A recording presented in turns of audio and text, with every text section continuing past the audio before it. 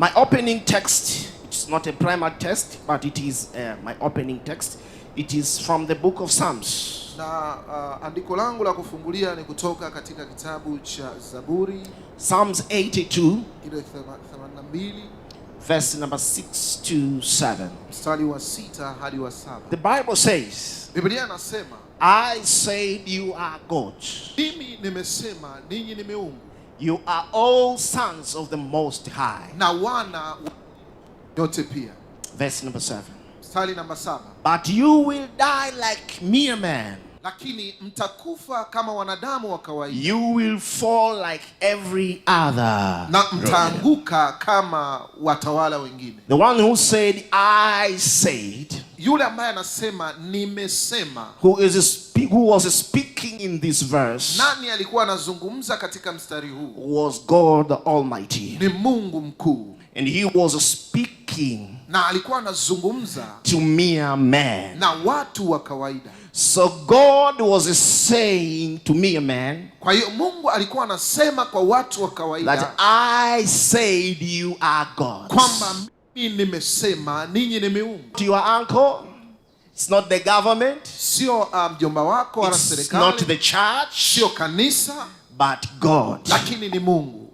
Now, sasa to understand what did God mean here, kwa kuelewa kitu ambacho Mungu alikuwa anamaanisha hapa, because this is one of those scriptures which have been challenging scholars in history of the church. Na kwa sababu hili ni moja kati ya maandiko yaliyowatia changamoto sana wasomi wa Biblia kwa miaka mingi. And a lot of theories of interpretation have been developed. Na kumekuwa nadharia nyingi za kutafsiri andiko hili. But I think the best interpretation, lakini ninafikiri tafsiri bora, will be given by Jesus. Imetolewa na Yesu. As he quoted this text. Na alichukua tena alipolikoti ili andiko. In the book of John. Katika kitabu cha Yohana. Chapter number 10. Ile sura ya 10. And now I will read now. Na sasa nitasoma from verse number 30 kutoka ule mstari wa 30 up to 38 hadi wa 38, so that you can see the context that Jesus quoted this verse. Kwa hiyo tunaona muktadha ambao Yesu alilinakili andiko hili, so that we can get the true meaning of what God said in the Old Testament through Asaph, that I said you are gods. Ili tuweze kupata maana kamili ambayo Mungu alimaanisha kwenye kitabu cha Agano la Kale. Now, verse number 30 in the book of John chapter 10. Ule mstari wa 30 ile sura ya 10. It starts like this. Inaanza kwa namna hii. I and the Father are one. Mimi na Baba ni mmoja. Now, the next verse. Mstari unaofuata. Now, after Jesus said that statement, baada ya Yesu kusema maneno hayo, this was the response of his audience of that time. Na huu ulikuwa ni mwitikio wa adhira yake ya kipindi kile. What did they did? It is written here. Walisema nini? Imeandikwa hapa. Again the Jews picked up stones to stone him. Basi Wayahudi wakaokota mawe tena ili wampige. After that, baada ya hapo, Jesus said again to them, Yesu akasema tena kwao, I have shown you many miracles from the Father. Kazi njema nyingi nimewaonesha zitokazo kwa Baba. From which of those do you stone me? Kwa ajili ya kazi ipi katika hizo mnanipiga kwa mawe? You have to follow me carefully. Kwa hiyo unapaswa kunifuata kwa umakini hapa. Verse number 30. Mstari wa 30. Jesus gave a provoking statement. Yesu anatoa sentensi ya kuastua, that I and the Father are one. Mimi na Baba ni mmoja. Now, the way his audience understood it, namna ambavyo adhira yake ilielewa, it made them to pick up stones, ili wasababisha waokote mawe, so that they can stone him. Ili waweze kumpiga. And while they are stoning him, kwa sababu gani wametaka kumpiga? He again asked asked them the question. Anawauliza tena swali. What is the reason for this? Sababu ya haya yote ni nini? Why are you doing this? Kwa nini mnafanya haya? They gave Jesus the answer. Walimpa Yesu majibu. Verse number 33. Mstari wa 33. We are not stoning you for any of this. Hatukupigi mawe kwa lolote katika haya. The Jews replied. Wayahudi wakaitikia. But this is why they were stoning Jesus. Lakini hii ndio sababu wanampiga mawe It is Yesu. written there. Imeandikwa pale. But for blasphemy. Kwa sababu ya kufuru. Because you, kwa sababu wewe, a mere man, mtu wa kawaida, claim to be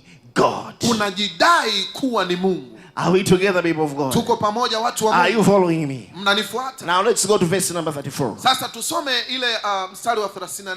Then Jesus answered them. Lakini Yesu akawajibu. And this is where he quoted the opening scripture that I have read na to you. Hapa ndipo ambapo amenakili ule mstari ambao tumeusoma mwanzoni. And he quoted verse number 6. Na amechukua ule mstari wa 6. And he told them. Yesu akawaambia. Is it not written in your law? Haikuandikwa katika sheria zenu? I have said you are gods. Mimi nimesema ninyi ni miungu. Hello? Hello? Hello? Hello? Hello? Hello? Hello? Hello? Okay, let's continue. Verse number 35. Tuendelee ule mstari wa 35. Now he is telling them again. Sasa Yesu anawaambia tena hapa. If he called them gods, kama aliwaita wao ni miungu, to whom the word of God came, ambapo neno la Mungu limekuja, and the scripture cannot be broken, na maandiko hayawezi kubatilishwa. Verse number 6 now. Mstari 36. Mstari wa 36. What about the one vipi kuhusiana na huyu mmoja whom the Father set apart, ambaye Baba amemtenga as his very own, na amemtenga kuwa wa kwake mwenyewe, and is sent into the world? na akamtuma katika ulimwengu? Why then Na sasa kwa nini basi do you accuse me of blasphemy? mnanishutumu kwa kufuru? Because I said I am God's son. Kwa sababu nimesema mimi ni mwana wa Mungu. Verse number 37. Mstari wa 37. Do not believe me msiniamini unless I do what my Father does. hata pale nitakapofanya yale ambayo Baba yangu anafanya. Verse number 38. Mstari wa 38. But if I do it, sasa kama ninayafanya haya, even though you do not believe me, hata kama hamuamini, believe the miracles, aminini miujiza, that you may know ambayo mnaweza and mkajua understand na kuelewa that the Father is in me kwamba Baba yu ndani and yangu I in the na Father. mimi niko ndani ya Baba. Hallelujah. Hallelujah. Hallelujah. Hallelujah. Now this is the context in which Jesus quoted the scripture which I have read in my opening. Sasa huu ndio muktadha ambao Yesu alinakili lile andiko ambalo tumelisoma. And this context can give us, I believe, one of the right interpretation of what God meant when he said through Asaph that I said you are God. Na andiko hili linaweza likatueleza vizuri na kutuelewesha vizuri kile ambacho Mungu alimaanisha katika ule mstari wa Zaburi ambao tumeusoma. Let me reconstruct what was going on here in this text. Kwa hiyo sasa ngoja nikijenge tena kilichoendelea hapa. This is which was known as the Feast of Dedication. Na hii ilijulikana kama Feast of Dedication, Hanukkah. Sikukuu, moja kati ya sikukuu za Wayahudi. And in the Feast of Dedication, na katika sikukuu hii, what Jews were celebrating, Wayahudi walikuwa wanasherehekea, they were celebrating the rededication of the temple. Walikuwa wanasherehekea kuhusiana na kuwekwa wakfu kwa hekalu. And this is because na hii ni kwa sababu in the year 167 before Christ, katika mwaka 167 kabla ya Kristo, the Antiochus Epiphanes, Antiochus Epiphanes, who was one of the rulers of what we call the Seleucid dynasty, ambaye alikuwa ni mmoja kati ya viongozi, invaded Jerusalem aliivamia Yerusalemu and desecrated the temple. na kufuru lile hekalu. In one of what is known as the abomination of desolation. Moja kati ya mambo yanayojulikana kama chukizo la uharibifu. What Antiochus Epiphanes did, na huyu alichokifanya, he erected the statue of Zeus. Alichagua moja kati ya masanamu ya Zeus in the temple. Katika hekalu. And if that was not enough, na hiyo ni kama haitoshi, he also sacrificed the pig. Lakini pia alitoa sadaka ya nguruwe. And because of that, na kwa sababu hiyo, the temple was profaned. Na lile hekalu lilinajisiwa. It was desecrated. Lilinajisiwa. But thank to God, lakini tunamshukuru Mungu, that in the year 164, katika ule mwaka wa 164, the Maccabees Makabayo succeeded in rededicating the temple. Walifanikiwa tena kuliweka lile hekalu. And since 164, na tangu mwaka 164, the Jews have been celebrating this feast which is known as the Feast of Hanukkah. Wayahudi walianza kusherehekea sikukuu hii. And when Jesus was alive in the world, na Yesu alipokuwepo duniani, he also attended these feasts that were celebrated by the Jews. Pia alishiriki katika ile sikukuu iliyokuwa inasherekewa na Wayahudi. And as he went to Jerusalem to celebrate this feast, na alipoenda Yerusalemu kusherehekea sikukuu hii, the news about him have been spread everywhere. Habari kuhusu yeye zilienea mahali pote. And the Sadducees, the Pharisees, and the scribes of the temple, Mafarisayo, waandishi na Masadukayo, were waiting for him. Walikuwa wakimsubiri. And as they saw him, na walipomwona, now they wanted him to prove that he is the Messiah. Walitaka athibitishe kwao kwamba yeye ni Masihi. And one of the statements that he gave us is the proof of being the Messiah. Na moja kati ya sentensi ambazo alizisema kwa kuthibitisha umasihi wake is recorded in what the scriptures that I have read. Ni kusoma tena kile ambacho maandiko yameandika. As he started by saying, I and the Father are one. Kwa kusema mimi na Baba ni mmoja. But he also claimed that he was the Son of God. Lakini pia alidai kwamba yeye ni mwana wa Mungu. Now the problem with us, sasa tatizo hapa, the way we understand the Son of God, tatizo ambalo tunalo sisi na kuelewa mwana wa Mungu, is not the way the Jews understood this phrase Son of God. Sio sawa na ambavyo Wayahudi wanaelewa habari za mwana wa Mungu. And that is a problem that even many people have today. Na hilo ndio tatizo ambalo watu wengi wanalo leo. When we say Jesus is the Son of God, tunaposema Yesu ni mwana wa Mungu, they understand it as we mean the Son of God.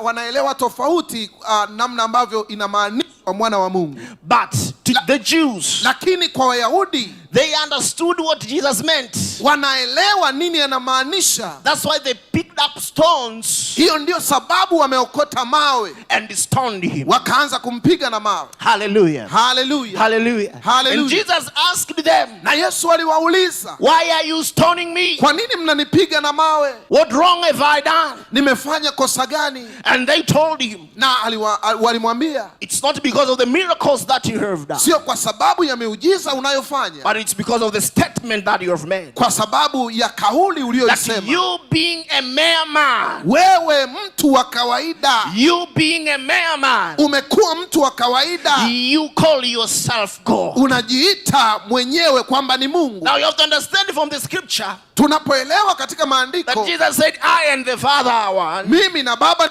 moja. Or I am the Son of God. Au mimi ni mwana wa Mungu. But the Jews understood him. Lakini Wayahudi wakaelewa. That he was calling himself. Alikuwa anajiita yeye mwenyewe God. Mungu. Hallelujah. Hallelujah. Remember my title. Kumbuka kichwa changu. Refuse to die like men. Kataa kufa kama mtu. Hallelujah. Now who are the gods here? Sasa hapa Mungu ni nani? Now in this context, katika muktadha huu, when God said through Asaph, Mungu aliposema kupitia wana wa Asaph, that I said you are gods. Kwamba nimesema ninyi ni miungu. And Jesus quoted it. Na Yesu akalichukua lile andiko.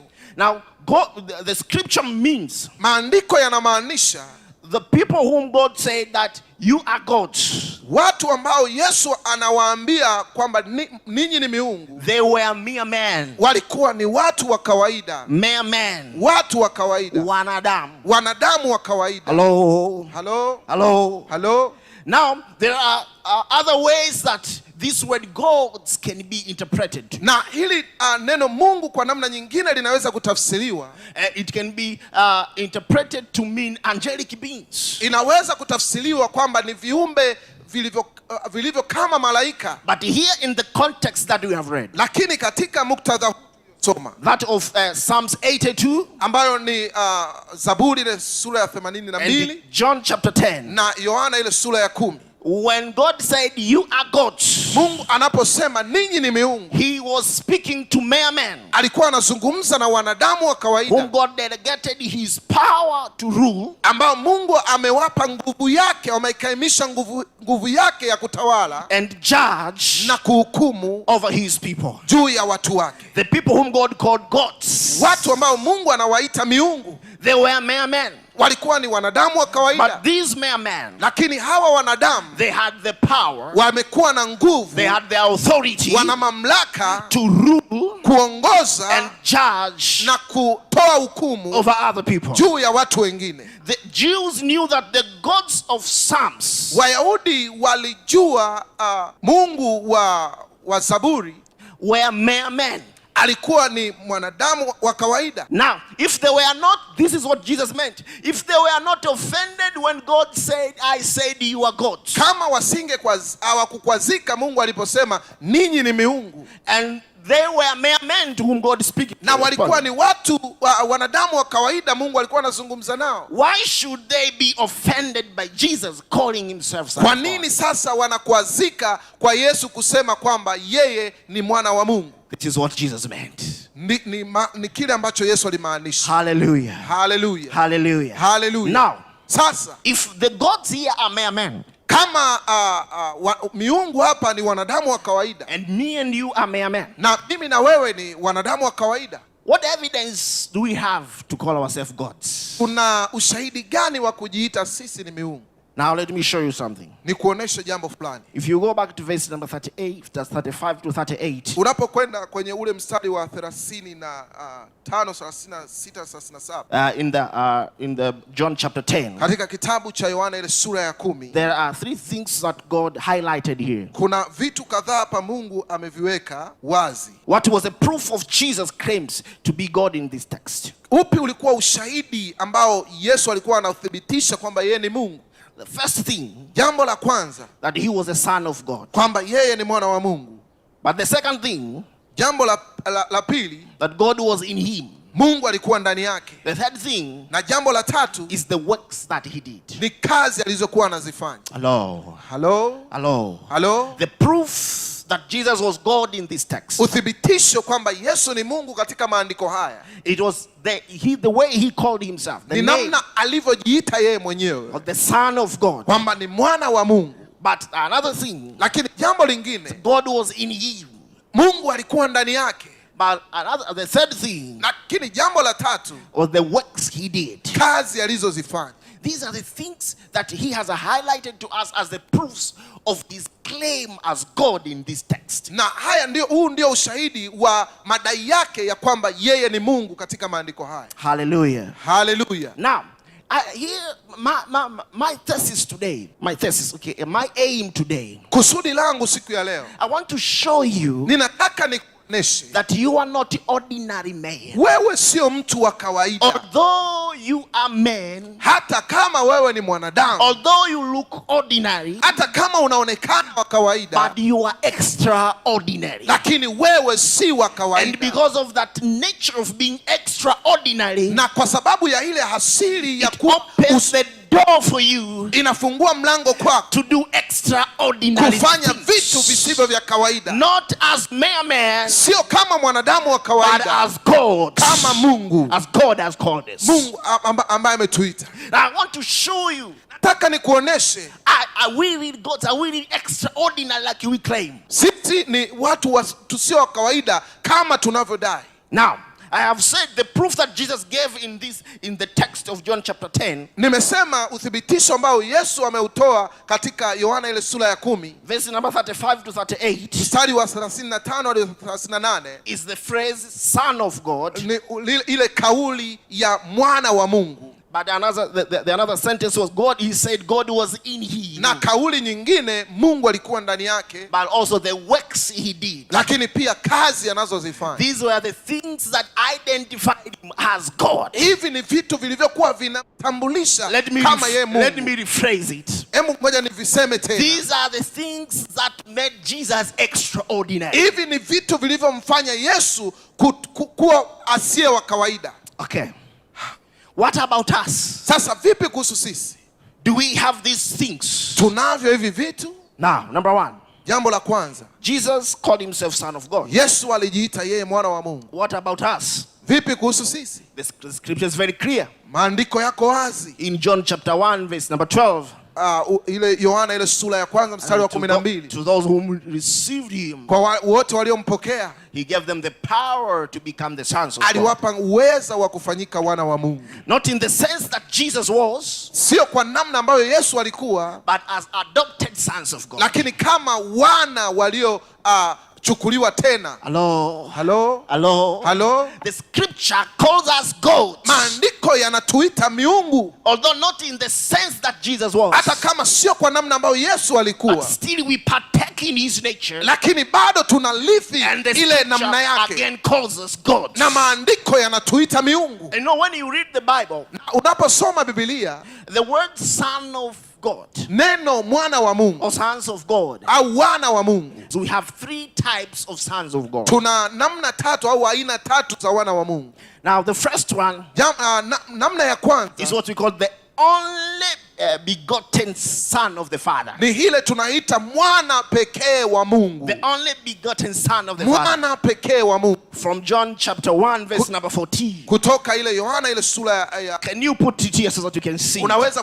kuweka hapa ili tuweze kuona. John chapter 1 verse number 14. Sura ya kwanza. Now he is saying here. Hapa anasema the word became flesh. Neno likawa mwili. And made his dwelling among us. Na akafanya makazi yake kati yetu. And we have seen his glory. Na tumeuona utukufu wake. Look here. The glory of the one and the only. Utukufu kama wa mwana pekee. Who came from the Father. Ambaye ametoka kwa Baba. Full of grace and truth. Amejawa na rehema na neema. Now in other translation. Na tafsiri nyingine. They got the only begotten son of God. Mwana pekee wa Mungu. The word begotten. Neno mwana pekee. It means he comes from God. Inamaanisha ametoka kwa Mungu. That is, there is only one son of God. Na kuna mwana pekee mmoja tu wa Mungu. Not in the sense that he was born as we are born. Namna ambayo amezaliwa kama tulivyozaliwa. But because he comes from the Father. Ni kwa sababu ametoka kwa Baba. Now the second type of the sons of God. Aina ya pili ya mwana wa Mungu. They are called the created sons of God. Wanaitwa wana walioumbwa na Mungu. And these, to put it simple, na hii kuweka kwa urahisi, these are the angels, angelic beings. Hawa ni viumbe walioumbwa ambao tunawaita malaika. Job 38 verse number 7, you can find it there. Unaweza kuangalia kwenye Ayubu. But the third type of sons of God, namna nyingine ya wana wa Mungu, is what we call the adopted sons of God. Wana wa Mungu waliozaliwa na Mungu. And this is who we are. Na hawa ndio sisi. We are not sons of God because we are born with God, by God. Hatukuitwa wana wa Mungu kwa sababu tumezaliwa na Mungu. We are not sons of God because we are created as the sons of God by God. Sisi sio wana wa Mungu kwa sababu tumeumbwa tu na Mungu. We are called sons of God as adopted sons of God. Tunaitwa wana wa Mungu kwa sababu ni wana wa Mungu tulionunuliwa na Mungu. We before we are not sons of God. Kabla hatujawa wana wa Mungu. But after a certain legal process. Baada ya mchakato fulani. After a certain legal process, mchakato fulani wa kisheria. We became sons of God. Tumekuwa wana wa Mungu. Do you follow me, people? Unanifuata watu wa Mungu? Hello. Hello? That is what he said in John chapter 1 verse number 12. Can you display it again? Hicho anasema pale kwenye Yohana ile sura ya kwanza mstari wa 12. I want us to see it. Ninataka tuone pale. Yet to all who received him, wote waliompokea, to those who believed in his name, wale walioliamini jina lake, he gave the right to become children. aliwapa uwezo wa kufanyika wana wa Mungu. Hello? Hello? Hello? Hello? Now we are sons of God, or the children of God, Sisi ni wana wa Mungu na watoto wa Mungu through a legal process. kupitia mchakato halali. And I think you understand. Na nafikiri unaelewa, When you adopt a daughter or a son, when you adopt a child, unapomchukua mtoto kwa ajili ya kumlea, by law that child become yours. kisheria yule mtoto anakuwa wa kwako, And you have all the responsibility and mandate to take care of the child. na una majukumu yote na mamlaka yote ya kumlea. But also the child has all rights Lakini pia mtoto anazo haki zote of inheritance and being taken care by you. za kurithi na kutunzwa na wewe. Hallelujah. Hallelujah. So that is number one. Kwa hiyo hilo ni jambo la, Remember here I'm trying to show you that we are sons, we are also gods. na hapa ninataka kuonesha tu kwamba sisi pia ni miungu. So as the first reason for Jesus to call himself God was because he was son of God. Sababu ya kwanza Yesu kujiita Mungu ni kwa sababu alikuwa mwana wa Mungu. And here we see we are also sons of God. Na hapa pia tunaona sisi pia ni wana wa Mungu. Now the second reason, Na jambo la pili, we see here Jesus called himself God Yesu alijiita Mungu because God was in him. kwa sababu Mungu alikuwa ndani yake. And again, if you read the scriptures, Na unaposoma maandiko tena, the scripture tells us, maandiko yanatuambia as the Father was in Christ, kama Baba alivyo katika Kristo, Christ is in us. Kristo yuko ndani yetu. Hello? Hello? Hello? Hello? As the Father was in Christ, Kama Baba alivyo ndani ya Kristo, Christ is also in us. Kristo pia yuko ndani yetu. I think we have to read the scriptures. But Ninafikiri tuyasome maandiko. John chapter 14, Yohana ile sura ya 14, verse number 19 and 20. mstari wa 19 na wa 20. John chapter 14, Yohana ile sura ya 14, verse number 19 and 20. mstari wa 19 na wa 20. Okay, I will read from the KJV. Okay, it is here. The world will not see me anymore, but you will see me, because I live, you will also live. Verse number 20. On that day, you will realize that I am in my Father, and you are in me, and I'm in you. Hello? Bado kitambo kidogo. Hello? Hello? Maybe we should repeat it. Labda turudie. Verse number 20. Mstari wa 20. Let's go to verse number 20. Tusome mstari wa 20. On that day you will realize, siku hizo ninyi mtatambua, that I am in my Father, ya kwamba mimi ni ndani ya Baba yangu, and you are in me, nanyi ndani yangu, and I am in you, nami ndani yenu. Hello? Hello? Hello? Hello? Now the proof that Jesus provided in the text, kwa hiyo ushahidi ambao Yesu anautoa kimaandiko for him to be God, kwa yeye kuwa mwana wa Mungu, is that God was in him, kwamba Mungu yuko ndani yake. and again, as the Father was in Christ, as God the Father was in Christ. Sasa tena namna ambavyo Mungu yuko ndani ya Kristo, the scripture tells us Christ is in us. Maandiko yanatuambia Kristo yuko ndani yetu, and we in him. na sisi tuko ndani yake. If Christ is in us, na kama Kristo yuko ndani yetu, let's create this logic. Tutengeneze kweli hii. The Father is in Christ, Baba yuko ndani ya Kristo, and the Christ is in us, na Kristo yuko ndani yetu. So the people who studied mathematics, and you remember one of the things that we studied is set. Na kwa wale watu ambao tumesoma hesabu, mnakumbuka zile hesabu. And if we apply that knowledge here, kama tutaitumia ufahamu ule hapa, the Father in Christ, Baba ndani ya Kristo, the Christ in us, na Kristo ndani yetu, it means in us, kwa hiyo inamaanisha ndani yetu there is God the Father, kuna Mungu Baba and Christ. na Kristo. Is that not enough reason for us to be extraordinary? Hiyo haitoshi kuwa sababu ya sisi ni watu wakubwa wasio wa kawaida. Someone may have a wrong understanding of the word God.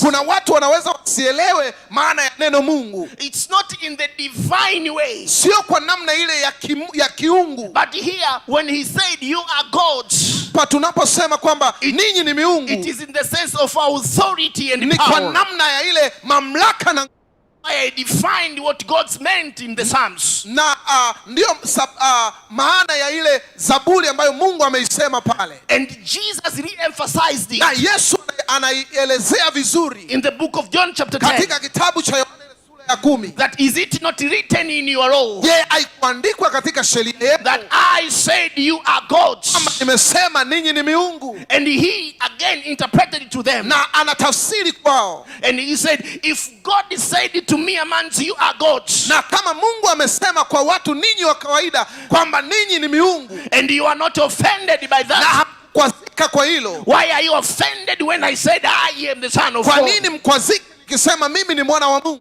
So you see here, the gods here Na tunaona hapa miungu hapa is through the process of delegation of power and kupitia authority. ile hatua ya kumilikisha nguvu. So we are gods.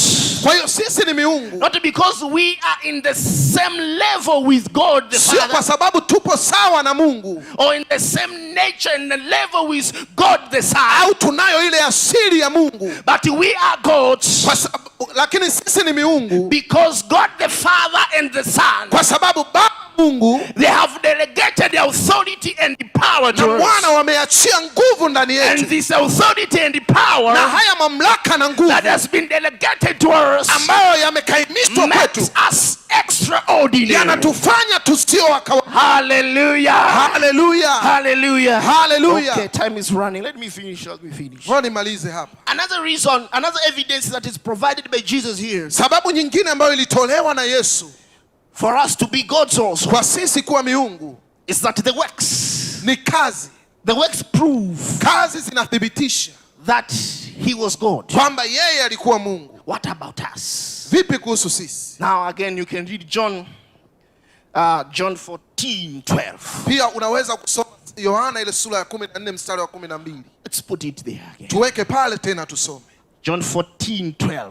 Yohana sura ya 14 mstari wa 12. Tell you the truth. Amini, amini nawaambia, Anyone who has faith in me yeye aniaminie will do what I have been doing. kazi nizifanyazo mimi yeye naye atazifanya. Let me make a pause here. Do you understand what he's saying here? Unaelewa anachosema hapa? Let me repeat again. Ngoja nirudie tena. I tell you the truth. Amini, amini nawaambia, Anyone who has faith in me yeye aniaminie mimi will do what I have been doing. kazi nizifanyazo mimi It means yeye the works atazifanya. which proved him to be God. Inamaanisha kwamba zile kazi zilizothibitisha kwamba yeye ni Mungu, The works which made him extraordinary. kazi zilizomfanya yeye awe asio wa He said, kawaida. if we believe in him, Kama tutamwamini, if we believe in him, kama tutamwamini, if we have faith in him, kama tunayo imani we kwake, will do the same works that he did. tutazifanya kazi. It becomes one of the evidences that we are Na hiyo extraordinary. inakuja kuwa ushahidi kwamba sisi sio wa Again, kawaida. he continues to say here, Anaendelea hapa kusema he will do even greater things than these. atafanya makuu kuliko hata haya. Now it's not that we only do the things that he did, Na sasa hapo sio tutafanya the aliyofanya works tu, he did, kazi alizofanya, but even greater things Hata than what he makubwa did kuliko yale when he was aliyofanya. alive. I say you are gods. ninasema wewe ninyi ni miungu, I say you are gods. ninyi ni miungu, I say you are gods. nasema ninyi ni miungu, I say you are gods. ninyi ni miungu, You are extraordinary. ninyi sio wa You kawaida, are not ordinary. sio wa Because kawaida, Christ is in you. kwa sababu Kristo yuko ndani Because yetu, there is extraordinary power in kwa sababu you. kuna nguvu isiyo ya Because there is kawaida, extraordinary authority in kuna you. mamlaka isiyo ya And kawaida. because of that power and authority, Kwa sababu ya nguvu na you mamlaka, are capable of doing una extraordinary uwezo wa things. kufanya vitu visivyo vya kawaida. I don't know if you understand me. Kama mnaelewa, Because of that understanding, kwa sababu ya uelewa huu, you are capable of doing una uwezo wa extraordinary kufanya vitu things. visivyo vya kawaida. Now, as I'm concluding my message, Ninapomalizia ujumbe wangu, now, the thing that caught me here, vitu ambavyo vimenishika hapa, the thing which caught my attention ambavyo vimechukua umakini wangu in my opening verse, katika mstari ule tuliofungulia, especially from verse number 6, kwanza ule mstari wa 6, when it says, I said you are God. inaposema ninyi ni miungu.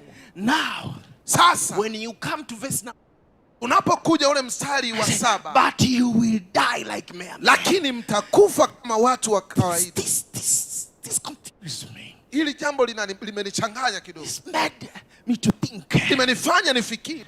So although I am God, hata kama mimi ni Mungu, although I am extraordinary, hata kama mimi sio mtu wa but kawaida, I can die ordinary. lakini ninaweza nikafa maisha ya Although kawaida. you have the extraordinary power, Hata kama una nguvu isiyo ya kawaida, although you have extraordinary authority, hata kama una mamlaka isiyo ya kawaida, but you still can die like ordinary person. lakini unaweza ukafa kama mtu wa kawaida. And that's why I say, Na hiyo ndio sababu ninasema, refuse to die like mere man. kataa kufa kama mtu, This is kama what mwanadamu. came into my mind, Hichi ndicho kimekuja ndani yangu, that I will not die like human beings. kwamba mimi sitakufa kama I mwanadamu, will not die like mere man.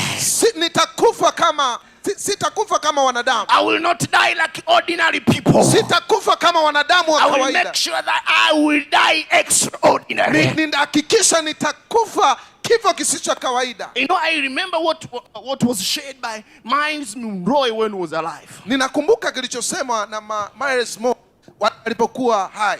In one of his preaching and teachings, moja kati ya mahubiri yake, he was usually quoted saying this, alikuwa akisikika kusema kwamba that the richest place in the earth, on the earth, kwamba mahali ambapo pana utajiri mwingi duniani is not on the gold mines, sio kwenye sehemu za kuchimbia madini, not on banks, sio kwenye benki, but on the cemetery. ni katika makaburi. That's what he said. Hicho ndicho alikuwa anasema, That on the cemetery, katika makaburi, that is the richest place on pale earth. ni tajiri duniani. What he meant is Alichokuwa anamaanisha kwamba that there are people who came here on earth, kuna watu wamekuja hapa duniani fashioned, empowered with potential, with power and authority, walitengenezwa wakiwa na uwezo, wakiwa na nguvu, wakiwa na kila kitu, waliwezeshwa to do extraordinary things, kufanya vitu visivyo vya kawaida, but they died with that potential, lakini walikufa na vile vitu vyao without that potential being realized. bila vile vitu vyao vya thamani kutambulika. That's why he said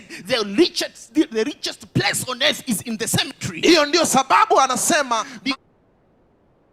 The cemetery, kule makaburini there are ministries which have not been realized. kuna huduma ambazo hazikutambulika, Great ministry kuna huduma kubwa that we are supposed to shake the kingdom ambazo of heaven. zilipaswa They died without being realized. walikufa bila kujulikana. There on the cemetery, Kule katika makaburi there are companies, Christian companies, kuna kampuni za Kikristo which kule would glorify Christ here on ambazo earth, zingemtukuza Kristo hapa duniani, but they have died without being lakini realized. zilikufa bila kujulikana. That's what Miles Monroe said. Na hicho ndicho ambacho alikuwa And I anasema. want to suggest it to you this morning, people of Nataka God, nikwambie mtu wa Mungu asubuhi that ya leo, refuse to die like ordinary men. kataa kufa kama mtu wa kawaida. Refuse to die with ordinary Kataa men. kufa kama mtu wa kawaida. Refuse to die like ordinary men. Kataa kufa kama mtu wa kawaida. Ye are gods. Wewe ni Mungu. Ye are gods. Ninyi ni miungu. Ye are gods. Ninyi ni miungu. And there is no doubt in that.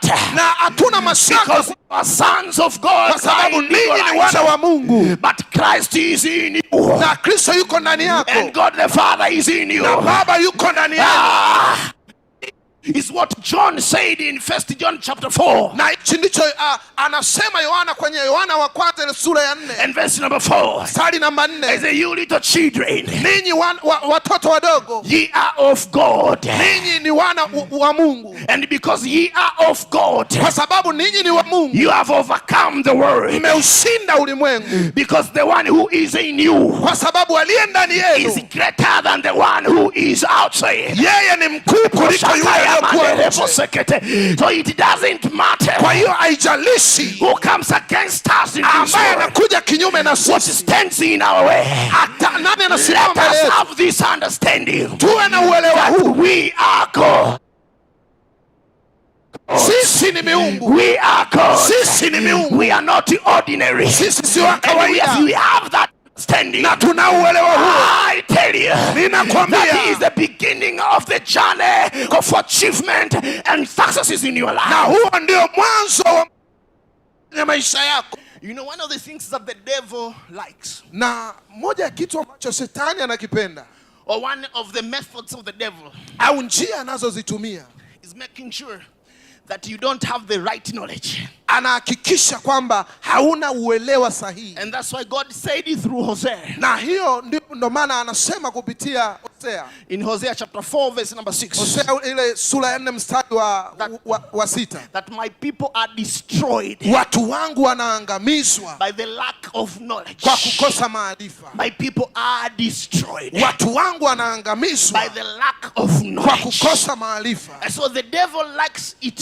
Kwa hiyo shetani anaipenda hiyo. When you are ignorant. Unapokuwa mjinga. Because when you are ignorant, kwa sababu ukiwa mjinga, he can use you as he sees fit. Anaweza akakutumia tu. You know, Paul says in Galatians chapter 4 verse 1. Unajua Paulo anasema kwenye kitabu cha Wagalatia sura ya 4.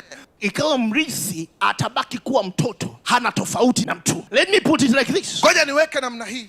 You don't know who you are. Kama haujui wewe ni nani. When you don't know your rights. Kama hujui haki zako. When you don't know what you have in you. Kama hujui kipo ndani yako. You will continue to work ordinary. Utaendelea kufanya kazi kawaida. And the devil enjoys you being ordinary. Na shetani atakufurahia. But I have come in the name of the Father, the Son, and the Holy Spirit. Kwa jina la Bwana. To awake the giant in you. Kuamsha majitu. To awake the giant in you. Majitu. To awake the giant in you. You are not an ordinary person. Hauko peke yako. There is a giant in you.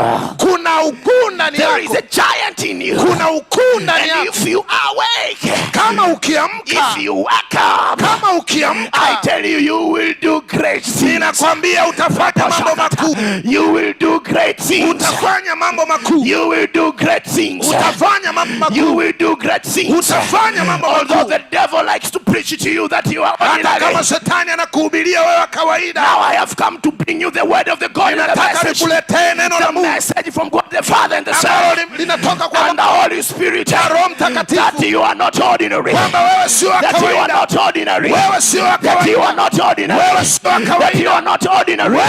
There is a power.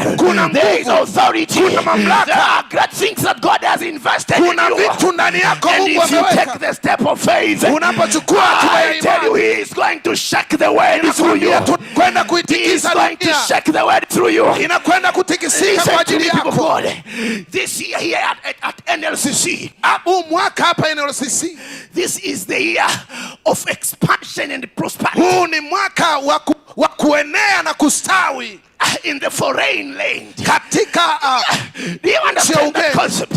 I don't know if you understand it. Sijui kama unaelewa. We have the grace. Tunayo neema of expanding and kuenea na kustawi in the foreign land. Katika nchi ya ugeni. Now I don't have the time to prove it biblically. Sina muda wa kulithibitisha hili kibiblia. This word is not our home. Biblia inatuambia dunia hii sio ya kwetu. We are guests here. Tupo sisi hapa ni wageni. We are foreigners here. Sisi ni wageni. And the grace of expansion na neema ya kuenea and prospering na kufanikiwa has been released by imeachiwa na Mungu. So this year, kwa hiyo mwaka huu God has desired Mungu anayo shauku that we will grow, kwamba tukue, we will break the boundaries, we will move to the next levels, twende viwango vingine. It's not extraordinary, it's not people who have special power, no. Sio watu wenye nguvu fulani maalum. You can do it. Lakini wewe unaweza kufanya. You can do it. Wewe unaweza kufanya. You can do it. Wewe unaweza kufanya. You can do it. Wewe unaweza kufanya. You can do it. Unaweza raposha yanda rabosete. Kata ya masete rebosa. Repoka yanda rabosete. Rikata ya basaka yanda rabosete. Reboshata ya. Oh Jesus. Oh Jesus. Now, the task that God has given me this morning, kazi ambayo Mungu amenipa asubuhi ya leo, is to awaken the giant in you. Ni kuamsha majitu ndani yako. Is to awaken the giant. Kuamsha lile jitu ndani yako. Is to awaken the giant in you. Kuamsha lile jitu ndani yako. Is to awaken the giant in you. Kuamsha lile jitu ndani yako. Is to awaken the giant in you. Kuamsha jitu ndani yako. The devil has preached to you for so long. Shetani amehubiri kwako kwa muda mrefu. You cannot do this. fanya na hichi na hichi. The devil has preached it to you for so Shetani long amekuhubiria because he said you cannot do this because of your gender. kwa sababu fanya hivyo kwa sababu ya jinsia yako. He has preached to you for so long Amekuhubiria kwa muda mrefu that you cannot do this because of your education. huwezi kufanya kwa ajili ya elimu yako. He has preached to you for so long Amekuhubiria kwa muda mrefu that you cannot do this because huwezi kufanya kwa sababu of your tribe, kwa sababu ya kabila of lako, your health, kwa sababu ya of your afya, economic kwa status. sababu ya hali ya And uchumi. I have come to tell you, Nimekuja nikwambie we don't do extraordinary things hatufanyi mambo makubwa because we have money. kwa sababu tuna We pesa. don't do extraordinary things Hatufanyi mambo because we makubwa have education. kwa sababu tuna We elimu. don't do extraordinary Hatufanyi things mambo makubwa because we have sound health. kwa sababu tuna afya. It is written in the Bible Imeandikwa that katika it is neno, not by mighty, sio kwa it nguvu, is not by strength, sio kwa uweza, but it is by the power of the Spirit lakini kwa nguvu of God. ya Roho We wa will Mungu. increase, Tutaenea. we will prosper, Tutafanikiwa. we will expand Tutaenea. because of the power ya Mungu which is in us. ambayo ipo ndani yetu. If you read the Bible, if you remember Peter and his fellows, Tunapomkumbuka Petro na wenzake when they realize that they are not normal, walipogundua kwamba wao sio wa kawaida, when they realize that they are not ordinary, walipogundua wao sio wa they kawaida, started to do extraordinary things. wakaanza kufanya mambo yasiyo ya As they were walking through the temple, walikuwa wakitembea kwenda hekaluni, they were met with a lame person who walikutana na mtu kiwete pale has been lame for about 40 ambaye years, amekuwa pale kwa muda mrefu, because they realized that they are not kwa ordinary. sababu walijua ya kwamba wao sio wa Just kawaida. through the name of Jesus, Kupitia jina la Yesu that lame person was raised up. yule mtu aliinuliwa. Again, if you go to chapter 4 of the book of Acts, Ukienda ile sura ya 4 Matendo ya of the word of that time, unaona watu wa dunia wa kipindi kile, the rulers of that time, wakuu wa dunia kipindi the kile, Sanhedrin of that time, wakuu wa kipindi kile they asked themselves, walijiuliza wenyewe, are these not Peter? huyu sio Are Petro, these not Galileans? hawa sio wa Are these Galilaya, not people from Galilee? hawa sio watu kutoka Because Galilaya, they understood the people from Galilee. kwa sababu walielewa watu kutoka They Galilaya didn't have a proper education. hawakuwa na elimu. But these people had no proper education. Hawa watu wasio na elimu Who had no proper, they did not have enough money. hawakuwa na pesa za kutosha. These normal people, Hawa watu wa kawaida, these ignorant people, hawa watu wajinga, these poor people, hawa watu they maskini were shaking Jerusalem at that time. waliitikisa Yerusalemu, Shaking Jerusalem at that time. waliitikisa So long haikuwa muda mrefu until the whole Roman Empire hadi acknowledges that walipogundua kwamba that we have people in tunao watu katika sehemu zetu who are turning upside down, ambao wanaipindua dunia. wakawaita wapinduaji wa ulimwengu. They call them the You are the one. As I am looking here, I see the people who can turn the world upside down. ninaona watu wanaoigeuza dunia. You can turn your village upside down. Unaweza kugeuza kijiji, You can turn your family upside down. unaweza kugeuza familia yako, You can turn your clan upside down. unaweza kuipindua, You can it's upside down. unaweza kupindua ofisi You are yako. here. Uko hapa, It is you.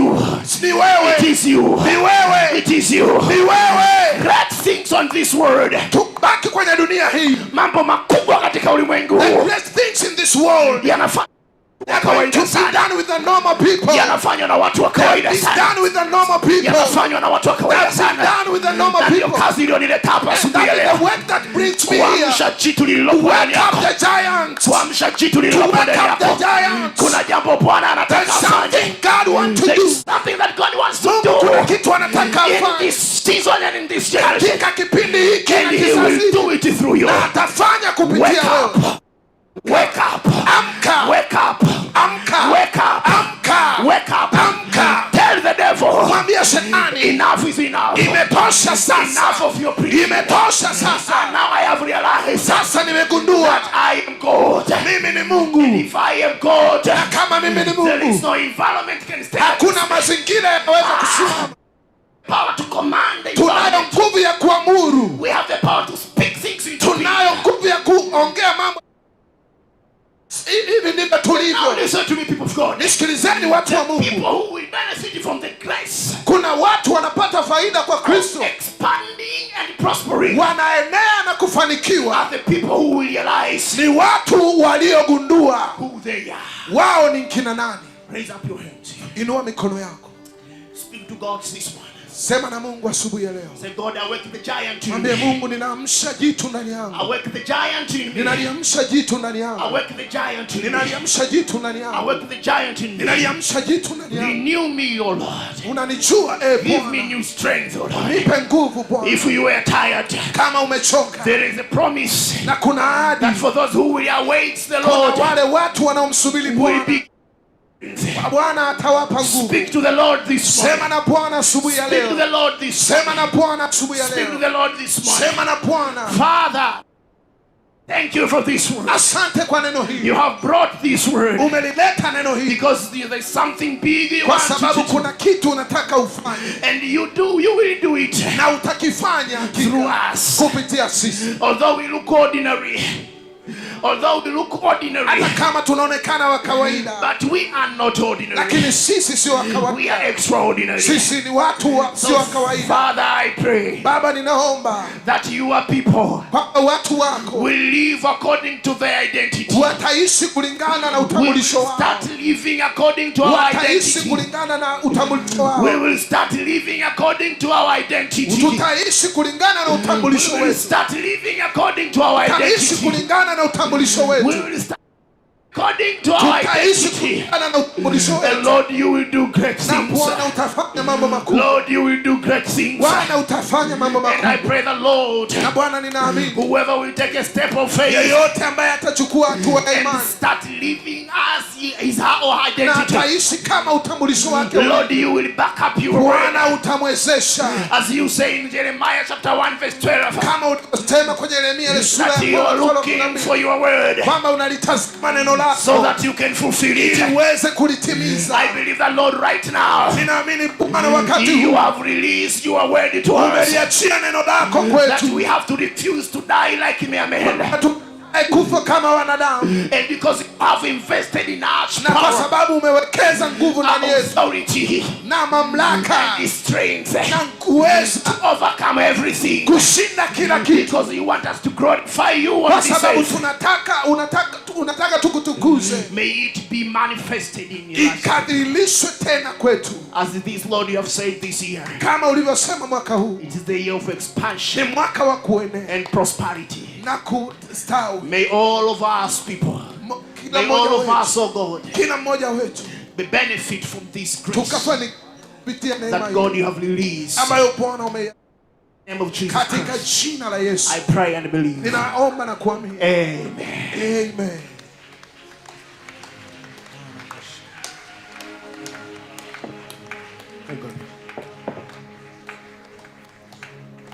I am more